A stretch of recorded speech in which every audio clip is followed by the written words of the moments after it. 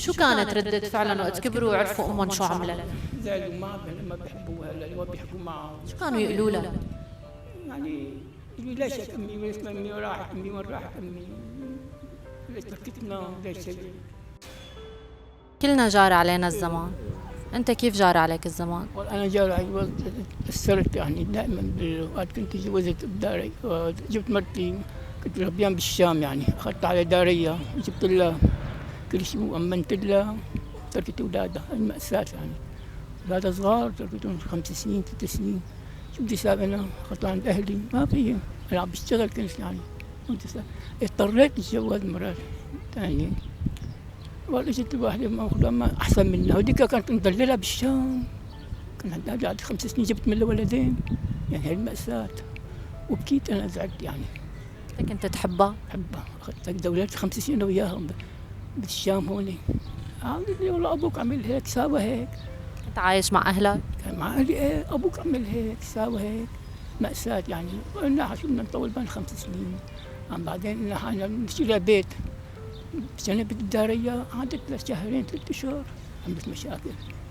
تركت أولادها، قلت ليش عم تساوي؟ تترك أولادها تروح، أولادها صغار. وين تتركهم؟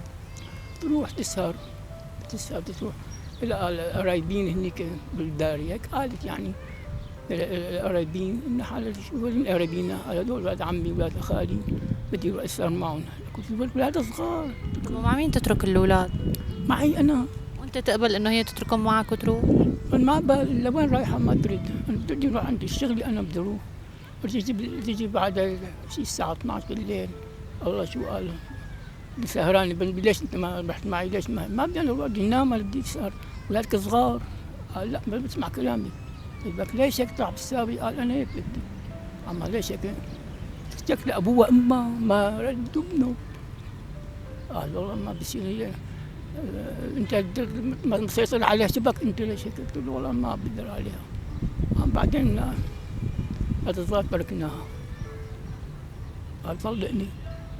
قلت له مباشرة طلقني، يعني انا هيك طلقت انا دغري، يعني اخذت 15 طلق. والاولاد اصلا تزوجت عشان انا الان عندي جاهز يعني بيتي، يعني عندي غرفة نوم وكل شيء جاهز.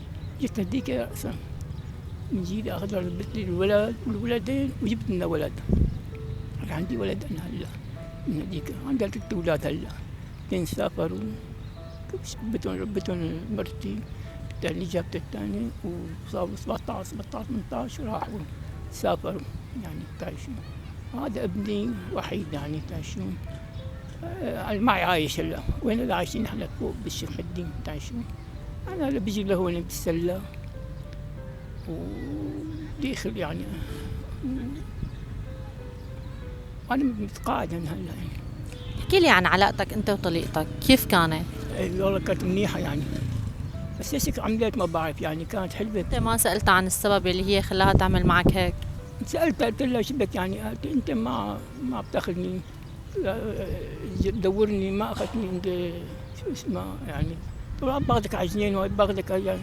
أخذت على ما خليتني، ما أخذت مع أهلي كمان على السيارين، لا تنسي كمان يعني دللناها. بس ليش ناس ضحكوا عليها ما بعرف، ناس ضحكوا عليها بالشام وضحكوا عليها بدارية وجمدانة، ضحكوا عليها ليش يعني ما بعرف، تغيرت يعني.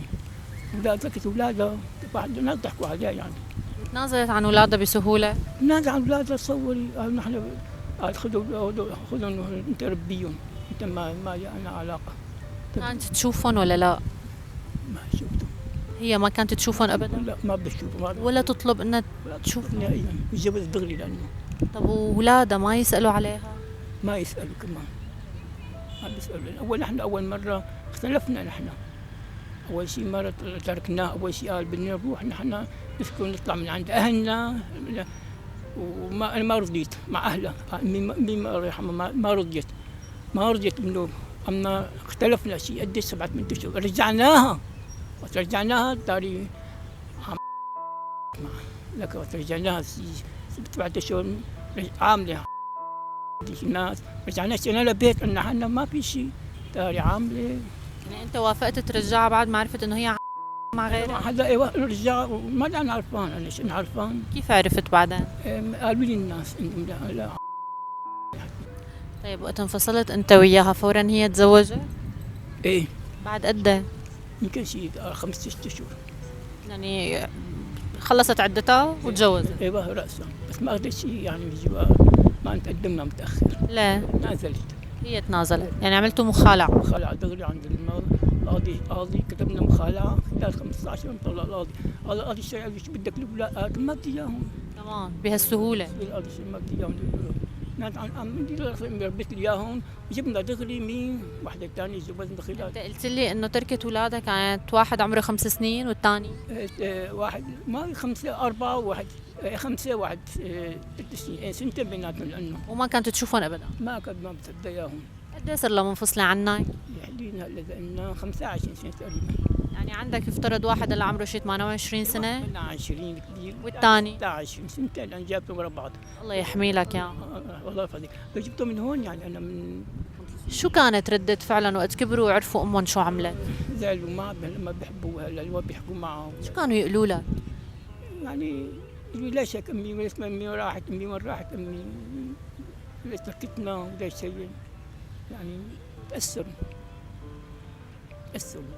ما تعلموا لا يعني اجت خالي مرت ممكن عن الام راح لها الام عرفتي شلون؟ بغياب امهم شو اصعب كلمة قالوا لك اياها حزت بنفسك؟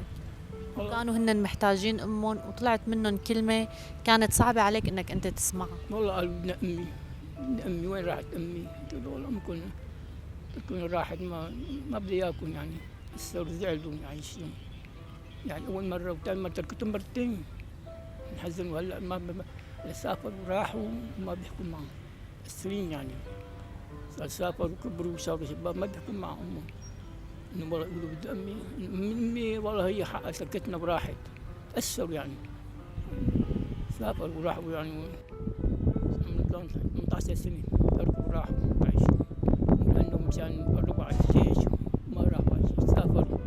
سافروا على شلون أبي الله يرحمه سفرهم. وين مسافرين؟ راحوا على تركيا. قد ايه صار لهم؟ 10 سنين. ما عم يفكروا يرجعوا على البلد؟ ما بفكروا يرجعوا. أنا لسه تعبانة وبدي شغل بس الله يحمي. برجعوا. الله يحميهم يا رب. بقى يعني تأثروا كثير شلون. بس هي المرة يعني بتحبني كانت على أساس أخذتني وماشي الحال يعني. بس يمكن بدك صراحة مغصوبة شوي يعني. هذا هو يعني ليش؟ لأنه يعني 5 سنين كانت أهلها قالوا لها إنهم يا منيح مو منيح هي مو رضيانة بدك الصراحة. أعطيك 5 سنين على حالها والله شو هو في فرق بدك الصراحة الفرق. فرق العمر؟ فرق العمر أنا قديش في بينك وبينها؟ 14 سنة. 14 سنة شايفهم كتار؟ ولا مقدار أنا برأيي يعني ما بتلاقي إنه هن سن مناسب للزواج بين المرأة والرجل؟ لا لازم يكون يعني 5 سنين. أنا أخذت الثانية 3 سنين فرق بيناتنا. مرتاح معها؟ مرتاح منها وجبنا ولد لحاس ولا جبت ولد بس يعني أحسن منها بكثير يعني. ما هي لا باخذها لا سير. ريحتك بالنسبة لأولادك؟ ريحتني إيه يعني. كانت لهم أم؟ ما تعمل والله تغسلهم جبنا على تغسلهم كمعاملة كونها هي جابت ولد منك وانت عندك ولدين تعاملتهم بأولادها يعني ما فرقت؟ ما فرقت. قالوا لها أنا فرقي شيء وعد فرقيها حرام. كانوا يقولوا لها ماما؟ يقولوا لها ماما يقولوا لها خالي ماما الولد يعني كان أمهم يعني. لأنه يمكن الأم مو هي اللي بتحمل هي اللي بتربي. ايوه مزبوط بس يعني احترموها كل شيء وما عذبوها يعني الحمد لله يعني كبروا يعني بس الحمد لله يعني.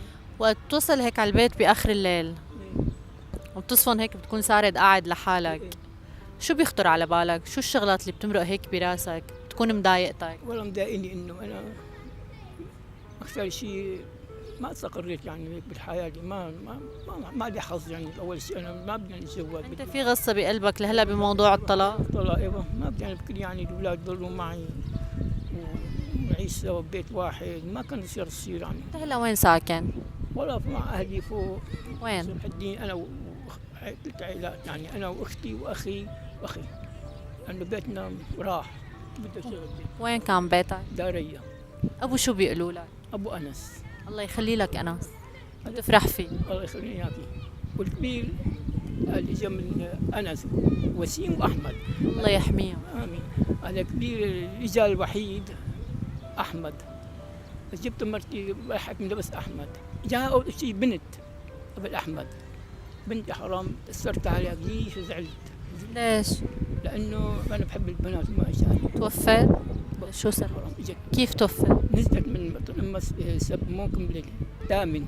كملت السابع الثامن اخذناه على المستشفى طلع معها حرام بالتنظر. اخذناه على مستشفى الاطفال وانا حتى بكيت عليها كثير. الله يرحمها يا رب. امين. تاثرت عليها بعدين اخذتها دفناها بباب الصغير. الله يعوضها الجنة. الله يرحمها. كان بدي بنات بس ما عاد اجاني بنات. ما عاد يعني زعلت عليها كثير يعني تاثرت يعني كمان. ومرتي ما شافتها يا حرام اخذوها على المستشفى. ما شافتها البنت. بنت حلوه كثير يعني هيك. الله يرحمه. اجا بعدين الصبي أحمد. احمد. ايوه. الله يخلي لك أحمد ووسيم وأناس. امين امين. بس انا هسه بدي بنت ما عاد خلص ما جاني بنت. هذا اللي صار. الحمد لله على نعمة رب العالمين. امين. هذا حظنا هذا اللي صار. امين. شكرا لك. الله يخلينا نكون عندك مشكلة بعرض الحلقة على النت؟ على النت. عرضي على النت. شكرا. الله يخلينا.